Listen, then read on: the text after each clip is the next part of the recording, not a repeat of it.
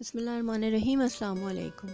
आज हम बनाएंगे मटन टिक्का बोटी। इसके लिए मैंने तकरीबन 1 किलो मटन लिया है, जिसकी मुनासिब साइज़ की छोटी बोटियां कर ली हैं, जो कि तकरीबन पाँचों की शक्ल में है। अब हम इसमें डालेंगे अपने मसाला जात। ज़ीरा पाउडर 1 टेबल स्पून, लाल मिर्च पाउडर 1 टेबल स्पून, धनिया पाउडर 1 टेबल स्पून,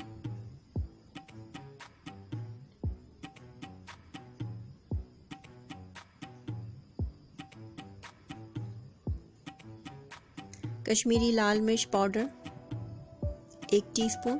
देखिए, कश्मीरी लाल मिर्चें जो होती हैं वो तेज़ नहीं होती, लेकिन वो एक बहुत अच्छा कलर देती हैं आपकी डिश को। अब मैंने इसमें शामिल किया है होममेड गरम मसाला। गरम मसाला मैंने किन चीज़ों के साथ पीसा है वो मेरे डिस्क्रिप्शन बॉक्स में आपको मिल जाएगा।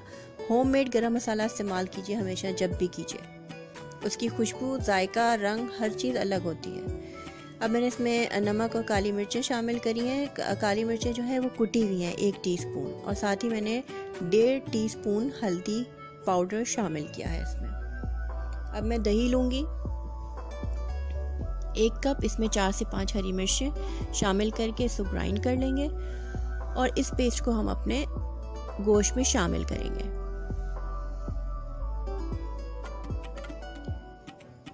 अब 2 टेबलस्पून मैंने लहसुन अदरक का पेस्ट लिया है।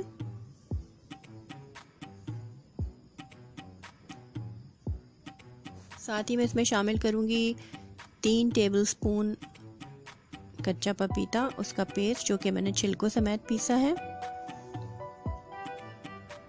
इन तमाम चीज़ों को हम अच्छे तरीके से मिक्स करेंगे और तकरीबन 6 से 8 घंटे के लिए हम इसको मैरिनेट होने के लिए रख देंगे। देखिए, सबसे अच्छा जो मैरिनेशन है वो तो ओवरनाइट होता है, लेकिन अगर आप ओवरनाइट मैरिनेशन करेंगे तो फिर इस बात का ख्याल रखिए कि आप पपीते की मिकदार थोड़ी सी कम कर दीजिएगा। अगर आपको 6 से 8 घंटे मैरिनेशन करनी है तो फिर आप 3 टेबलस्पून, 1 किलो में 3 टेबलस्पून का हिसाब रखिएगा। अच्छा, मैंने इसमें यहाँ पे कुटी हुई लाल मिर्चें शामिल करना भूल गई थी, वो मैंने डाली है 1 टेबलस्पून। साथ ही मैंने 1 कप ऑयल भी शामिल किया है। अब इन तमाम चीज़ों को बहुत अच्छे तरीके से मैंने आपस में मिक्स किया और उसके बाद तकरीबन 7.5 घंटे मैंने इसको मैरिनेट किया था और अल्हम्दुलिल्लाह बहुत अच्छी गल गई थी मेरी ये। मैं अपनी टिक्का बोटी को यहाँ पे सर्व करूँगी पूरी पराठे के साथ। पूरी पराठे की जो तरकीब मैं आपके साथ इंशाल्लाह बहुत जल्द शेयर करूँगी और बहुत आसान सी मिनटों में तैयार होने वाली तरकीब आपके साथ शेयर करूँगी।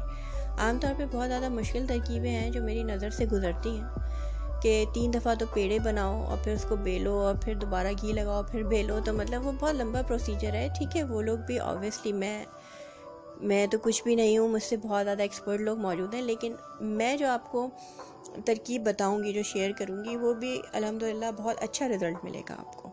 ये देखिए, आपके सामने ही है। तस्वीर देख के और वीडियो देख के भी अंदाज़ा हो ही जाता है कि खाना कैसा पका होगा, कुछ किसी हद तक। लीजिए, हमारे अल्हम्दुलिल्लाह अल्लाह का शुक्र है कि ये बहुत अच्छे मज़ेदार से टिक्का बोटी तैयार हैं।